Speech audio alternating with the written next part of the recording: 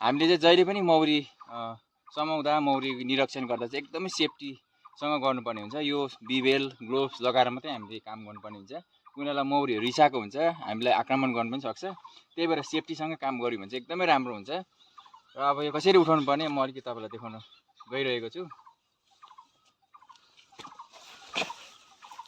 यसलाई चाहिँ हामीले चाहिँ यसरी उठाउनु पर्ने हुन्छ।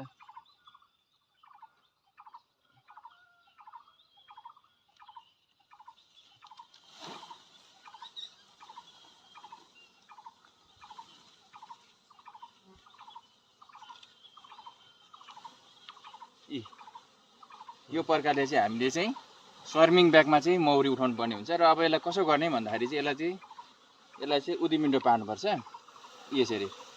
अब यति गरिसकेपछि मौरीहरू सबै माथि गएर चाहिँ पोको पर्ने गर्छ। यहाँ तपाईँले देख्न सक्नुहुन्छ सबै मौरीहरू उँभो जाँदैछ।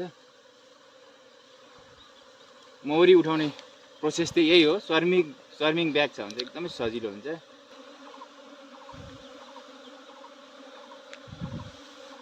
र हामीले मौरी उठाइसकेका छौँ। र अब मौरीको अलिकति चलपल हेर्नुपर्ने हुन्छ।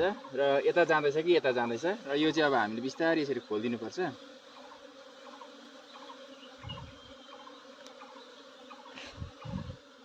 अब यहाँ यसरी हेर्नुपर्छ, याद पाइहाल्छ। अब रानीभित्र पसेको छ भने चाहिँ सबै मौरी यो स्वर्मिङ ब्यागभित्र जान्छ। यहाँ देख्न सक्नुहुन्छ स्वर्मिङ ब्यागमा चाहिँ यसरी माथिपट्टि गएर चाहिँ पोको परेर चाहिँ बस्ने गर्दछ यसरी।